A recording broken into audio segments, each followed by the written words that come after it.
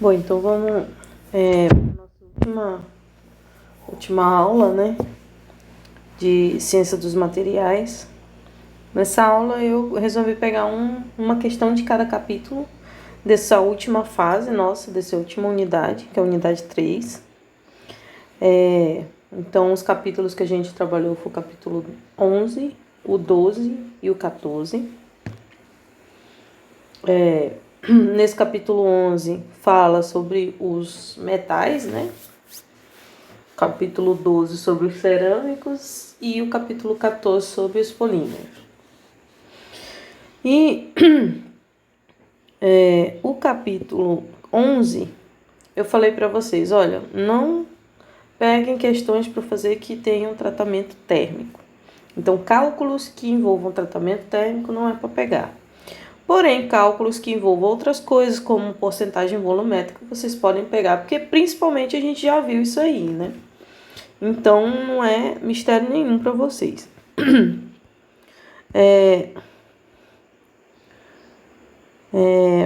Deixa eu dar uma diminuída aqui para caber. Tá.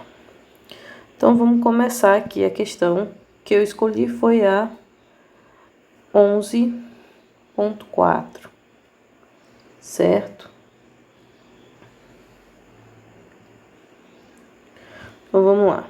11.4 diz, calcule a porcentagem volumétrica da grafita, VGR, em um ferro fundido com 3,5% de carbono. Assumindo que todo carbono existe como grafita, considere as massas específicas de 7,9 e 2,3 gramas por centímetro cúbico para a ferrita e a grafita, respectivamente. Bom, então eu preciso saber de fração volumétrica, né? Porcentagem volumétrica. Mas antes eu preciso calcular a porcentagem em peso, né? Fração em peso. Okay? E para isso é só lembrar lá da regra da alavanca, né? Como é que vocês fazem a regra da alavanca? Bom, ele não deu temperatura aqui. Ele só falou o seguinte, que todo o carbono que existe é grafita. Todo o carbono que existe é da grafita, tá? Então, para usar a regra da alavanca, vamos pegar. Bom, então eu presumo que a gente está nessa região de temperatura aqui, ó. Em que eu tenho grafita e o ferro é o ferro alfa, tá? Ele dá uma porcentagem de 3,5%, tá? A gente coloca abaixo de temperatura, porque ele não falou nada que era em cima, né? Então, e depois, quanto maior for subindo a temperatura aqui, mais metastável o negócio vai ficando, né? Então, vou trabalhar na estabilidade aqui. Vamos lá. Colocar aqui, ó. Escolher aleatoriamente. É só dizer, por que esse aí, professora? Bom, por 2 motivos. Tá? O estético aqui é o seguinte. Ó, eu tenho uma fase alfa bem aqui, que esse aqui é o limite de solubilidade do alfa. Ou seja, passou dessa linha, eu sempre vou ter alfa mais grafita, tá? Então, eu escolhi aqui porque o alfa é praticamente inexistente, né? Então, eu posso baixar um pouquinho mais para cá. Então, eu sempre vou ter essas duas fases aqui, tá? Para a regra da alavanca, eu preciso ter duas fases. Pode ser qualquer duas fases, né? Como no nosso caso aqui, ele pede de grafita, então as duas fases eu escolhi estável, o alfa e a grafita, ok? Bom, segundo a regra da alavanca, eu traço uma reta horizontal e onde elas triscarem nos limites do diagrama, vocês vão descer ela para o eixo do X, tá? Então, tô descendo aqui pro eixo do X, deu 100% de grafita. E aqui eu tô descendo pro X, que deu 0% aqui. Certo? Bom, 0% de alfa, né? O alfa aqui é inexistente. Vamos só lembrar que para calcular a fração de alfa, fração em peso de alfa, tá faltando colocar também a porcentagem de 3,5%. Você vem aqui, né? Coloca lá a linha no 3,5%. É claro que aqui o valor vai ser bem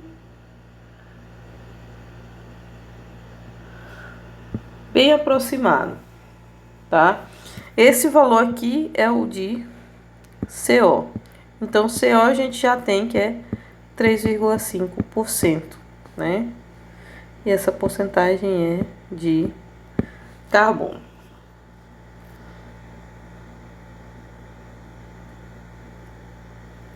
Ok?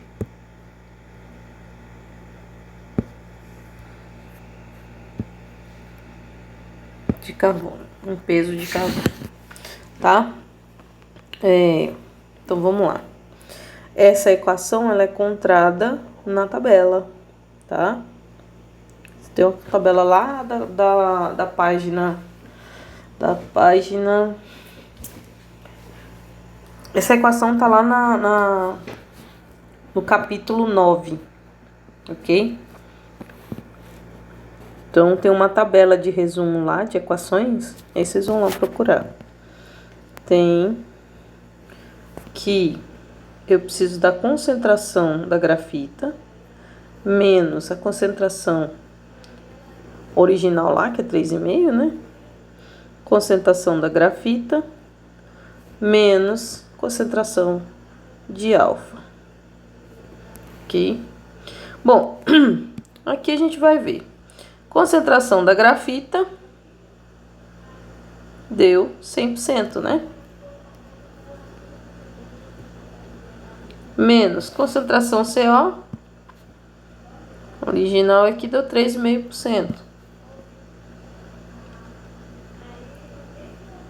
Concentração da grafita é 100, menos concentração de alfa. Quanto eu tenho porcentagem de alfa aqui do outro lado? 0%.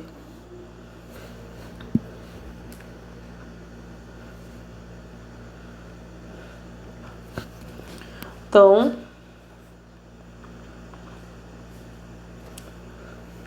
fazendo essa continha, eu chego em 0,965.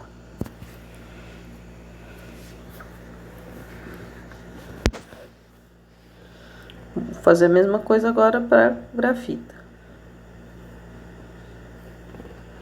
Concentração CO menos concentração em alfa, CO menos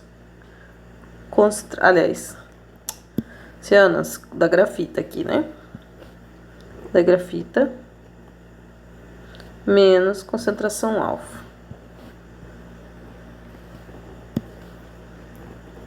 Colocando os valores, CO eu já sei que é 3,5. Grafita eu sei que... alfa eu sei que é 0. Grafita eu sei que é 100. E alfa é 0. Fazendo essa continha aqui, eu chego aqui. Vou deletar aqui.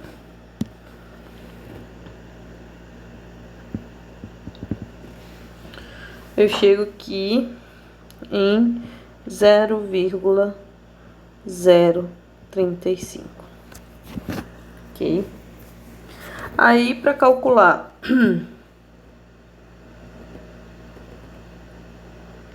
o volume da grafita, vocês vão lá na equação do capítulo 9, lá no resumo.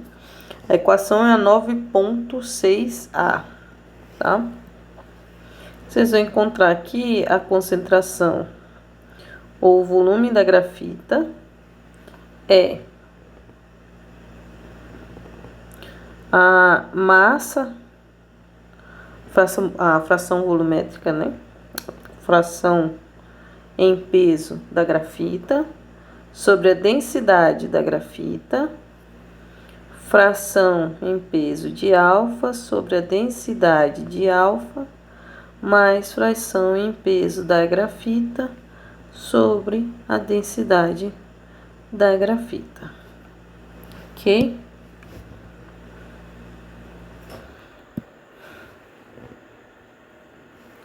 Colocando esses valores, a gente vai chegar no seguinte: eu tenho 0,35 para fração em peso, 0,035 para fração em peso da grafita, dividido pela densidade da grafita, que é dada aqui mesmo. Olha ali, ferrita é 7,9 e grafita é 2,3. Então, 2,3, tá? A porcentagem de alfa tá aqui em cima, 0,965 sobre a densidade da ferrita, que é ferrita alfa, 7,9. Mais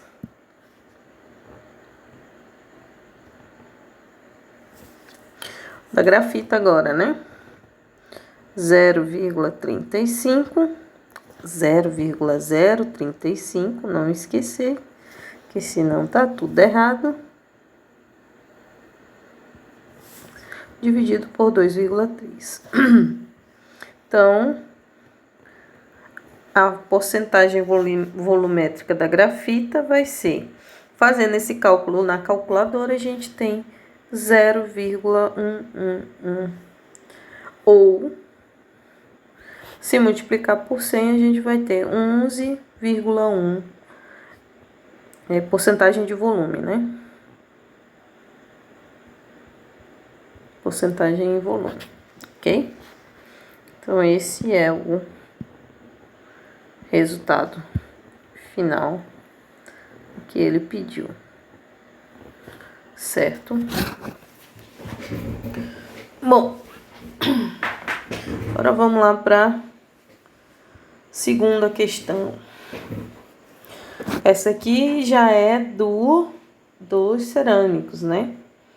Pede para calcular o fator de empacotamento atômico para a estrutura cristalina do cloreto de Césio, para o qual aquela relação de raios catódicos sobre raios anódicos é 0,732.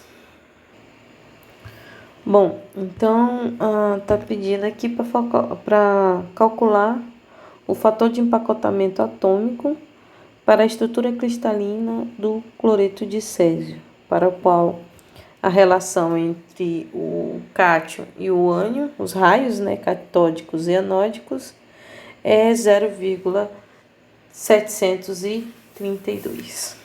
Bom, primeira coisa a se fazer é verificar aqui, lá na tabela 12.2, se eu não me engano, ela diz o seguinte: quando a gente tem uma relação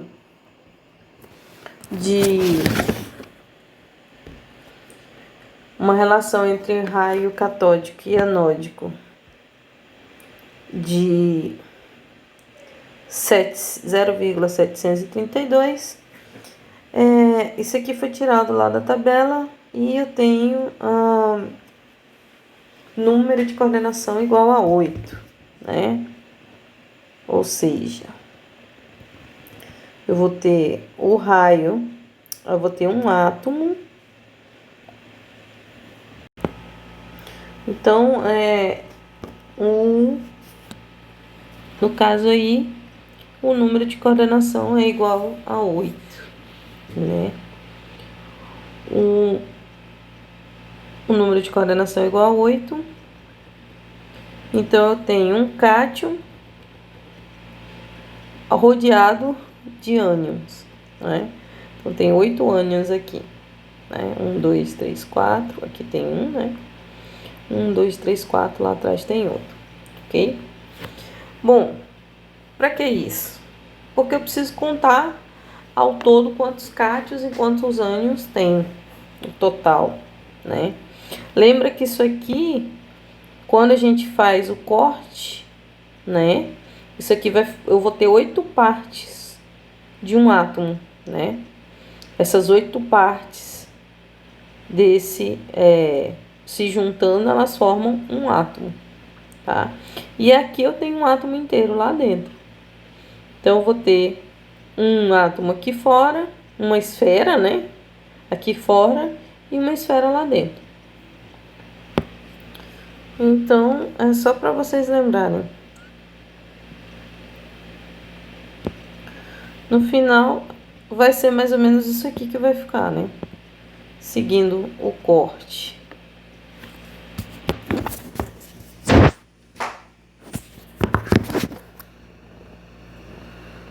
Certo? Então, é isso aqui que vai ficar. Continuando a questão, para se saber para calcular o fator de empacotamento, a gente precisa saber que o fator de empacotamento é uma fórmula que está lá na página 70. É o item 3.2. Ok?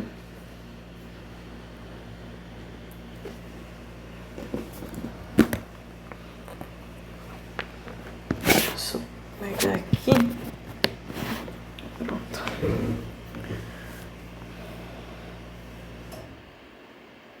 Como assim? Então, continuando. O fator de empacotamento está lá na página 70 do Callister. De empacotamento atômico é igual. Eu vou ter o volume dos átomos em uma célula unitária, que eu vou chamar de VE. E eu vou ter o volume total da célula unitária, que eu vou chamar de VC. Por que eu preciso do volume dos átomos de uma célula unitária? Então, eu preciso, para poder calcular o fator de empacotamento, eu vou ter que ter isso aqui. Para saber o volume, eu vou ter que olhar para como ele se comporta, né? Nesse caso, eu vou ter que pegar esta relação, ir na tabela, encontrar isso para dizer, funciona dessa forma. Então, eu vou ter 8 partes ao redor, 8 partes de ânions, né, ao redor do cátion, ok? Bom, se é assim, então eu vou calcular primeiro esse volume dos átomos da célula unitária, esse VE. Para calcular o VE, eu preciso lembrar o seguinte, olha, são duas esferas. Uma esfera representa os ânions, ou seja, se eu juntar essas partes aqui, ó, dos cantos, eu vou ter uma esfera e vou ter uma esfera do cátion aqui no centro, ok? Então, o total são duas esferas. Então, para calcular o volume dos átomos da célula unitária, eu vou ter que calcular o volume de duas esferas, né? Então, isso aqui é igual. Lembrando que o volume de uma esfera, não sei se vocês ainda lembram, mas o volume de uma esfera é 4/3 de πr ao cubo, certo? Então, vamos lá. Eu vou ter uma esfera de ânion, que é essas 8 partes juntadas dá uma esfera de ânion. Então, vai ser 4/3 de πr ao cubo, só que esse é o raio do ânion, mais uma esfera de cátion, que é essa esferinha aqui do centro, que ela tá intacta, né? Que vai ser 4/3 de πr ao cubo. Só que esse raio aqui é do cátion.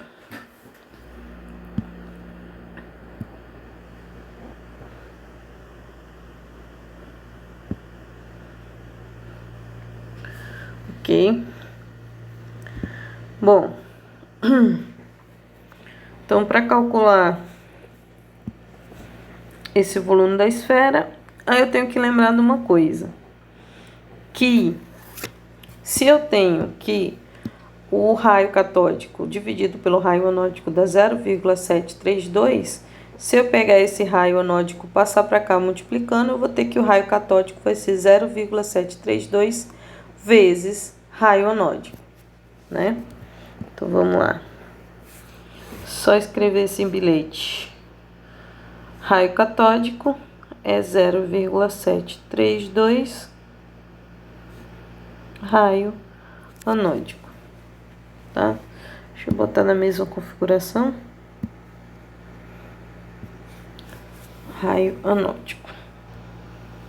Substituindo esse RC por 0,732 RA, aqui eu vou ter o seguinte.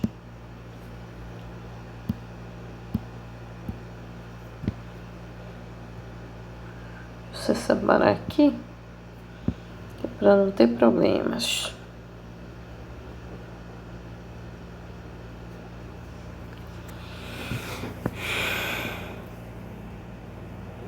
Então, vou ter que ver é igual 1 vezes 4 terços de πr ao cubo, vai ficar 4 terços de πr ao cubo, só que esse R é o raio anódico, mais 4 terços de π, no lugar de RC eu vou colocar RA, então eu vou ter aqui 0,732 RA. Isso aqui tá elevado ao cubo. Vou colocar aqui um... Não parece, mas é um colchete.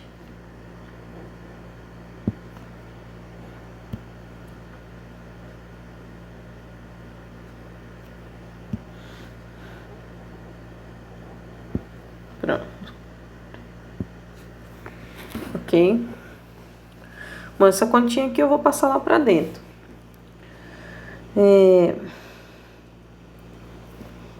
Passar aqui pra dentro. Eu vou ter que VE é igual 4 terços de πr ao cubo. Esse R é o raio anódico, tá? Mais 4 terços de π.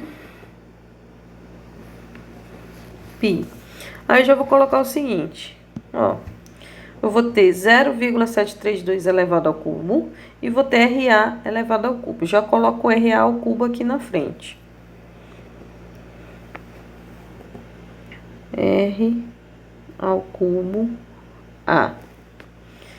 Isso aqui que multiplica 0,732 ao cubo.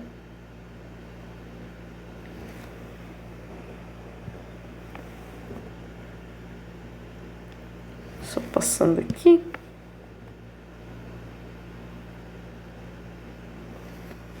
Ok? Então, VE é igual. A gente tem que... Eu posso colocar em evidência todo esse termo aqui, ó. Porque eles são iguais, né? Então, eu vou ter 4 terços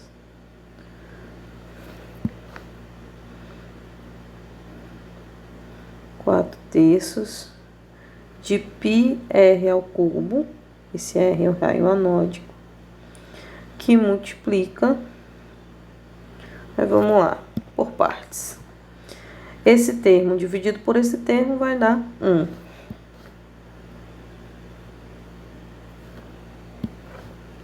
Esse termo dividido por esse termo vai sobrar só isso aqui, ó.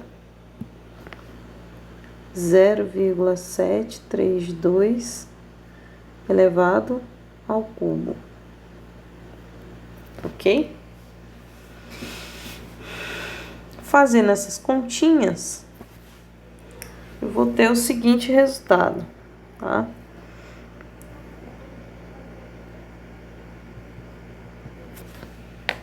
Então, vamos lá, fazer as contas.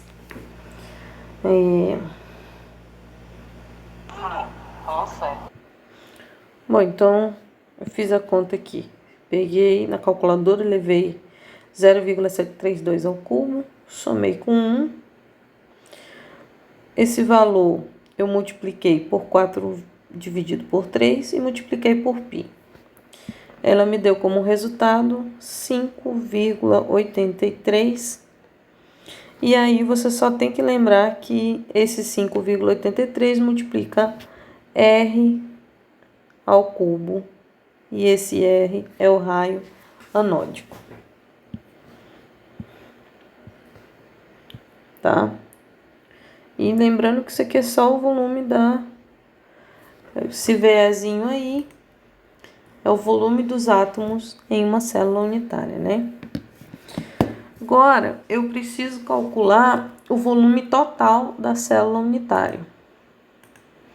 Para calcular o volume total da célula unitária, é só lembrar que a célula unitária é um cubo de aresta A.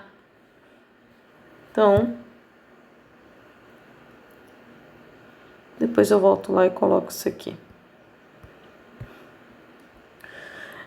Tá? Então, VC, o que é o VC? É o volume total da célula unitária. Ele vai ser, é um cubo que tem aresta A. Para calcular o volume desse cubo, é só lembrar que é A elevado ao cubo. Tá? Bom, isso aqui vai ser igual. Eu quero saber quantos raios anódicos tem dentro desse cubo. É só voltar aqui. Olha, lá nessa célula aqui tá muito grande, né? O centro. Mas esse raio aqui, ó, encosta nesse raio aqui, na célula. Tá? Então, vou ter 2 raios anódicos, tá? Então, a aresta, que é esse lado aqui, vai ser 2Ra. Esse aqui são os ânions e lá dentro é o cátio. É só lembrar aqui, ó, esse ânion, esse lado aqui encosta com esse, tá? É que eu peguei essa daqui lá no começo do livro, lá. Que tinha a célula cúbica de corpo centrado. Só de forma didática. Bom, então, a aresta foi, o Azinho lá, igual a 2 vezes o raio anódico, né? Então, 2 raio anódico vai ser elevado ao cubo. 2 elevado ao cubo dá 8. Então, vou ter 8 raio ao cubo. Esse raio é o raio anódico, né? Para calcular o fator de empacotamento, é só pegar o VE lá, que a gente já sabe, né? VE, que é o volume dos átomos de uma célula unitária, e dividir pelo volume total da célula unitária. Volume total da célula unitária, vou colocar aqui de VC. Nosso VE deu aqui, ó. Deu isso aqui. 5,83 R ao cubo, sendo que o R é o raio anódico. Então, vamos lá.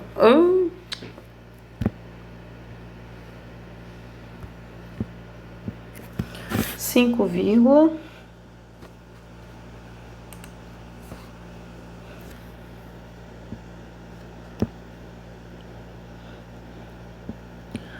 83, raio ao cubo, e esse raio é o raio anódico. O VC a gente acabou de calcular aqui, ó.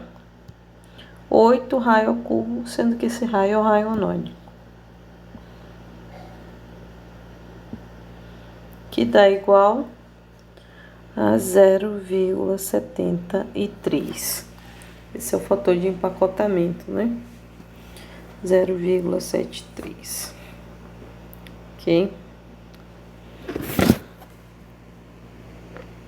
Então, vamos lá para o nosso último, que já é do capítulo 14, que é de polímeros, né? Essa questão é a questão 14.12, tá? 14.12.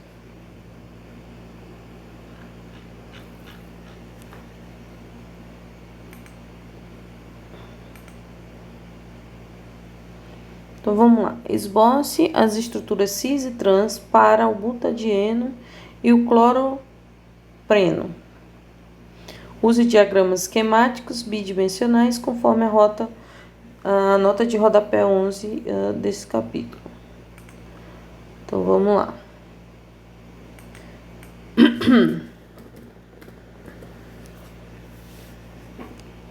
Bom, cis é igual, né? Trans é trocado. Só para vocês lembrarem. Então, vamos lá. Butadieno. Letra A.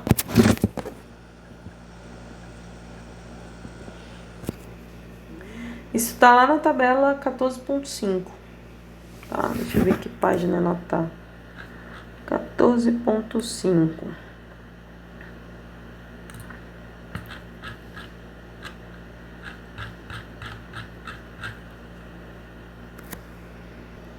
Achei aqui. A tabela 14.5.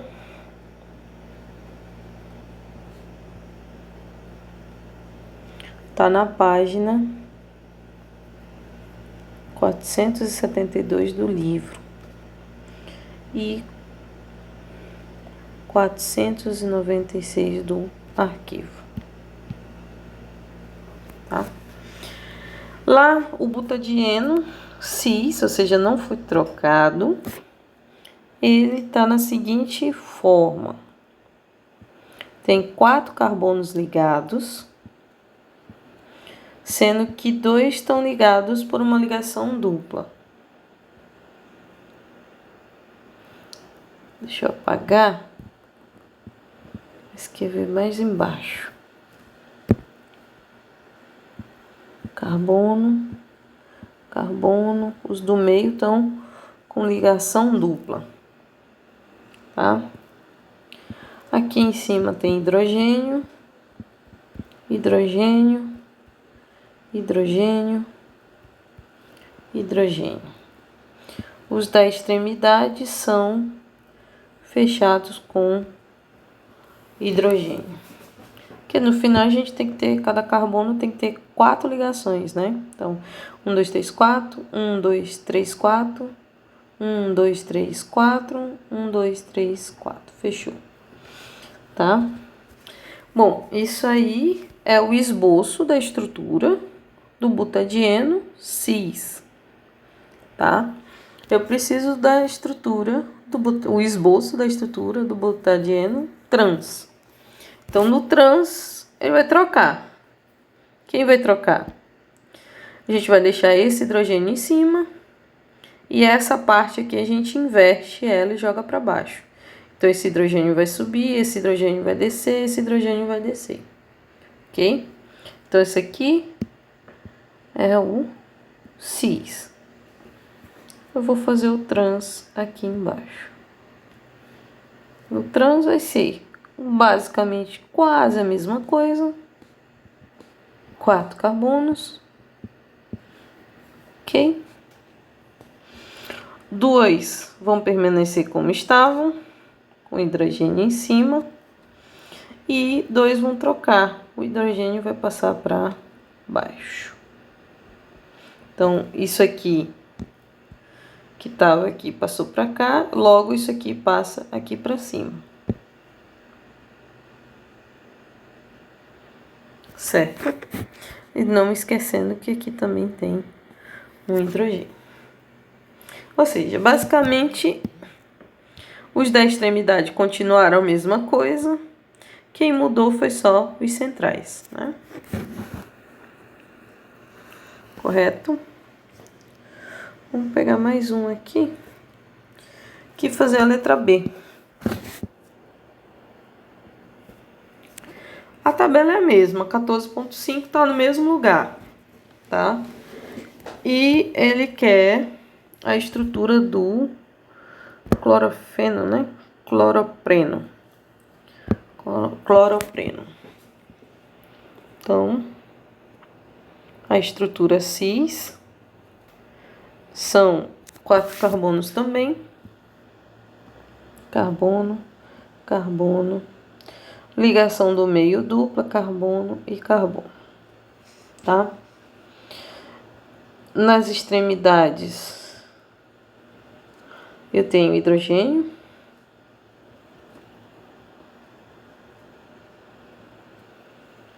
No centro, eu tenho um cloro e um hidrogênio. Essa é a cis do clorofeno, né? Cloropreno.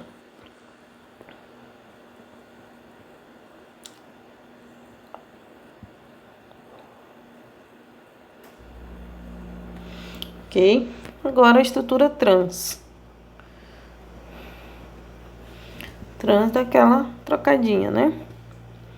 Então, eu vou ter carbono, carbono, carbono e carbono.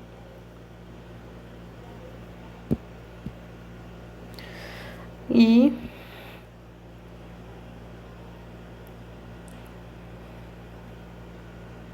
hidrogênio, hidrogênio.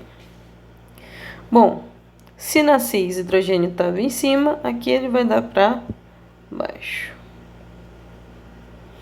tá? E o cloro tá em cima, né?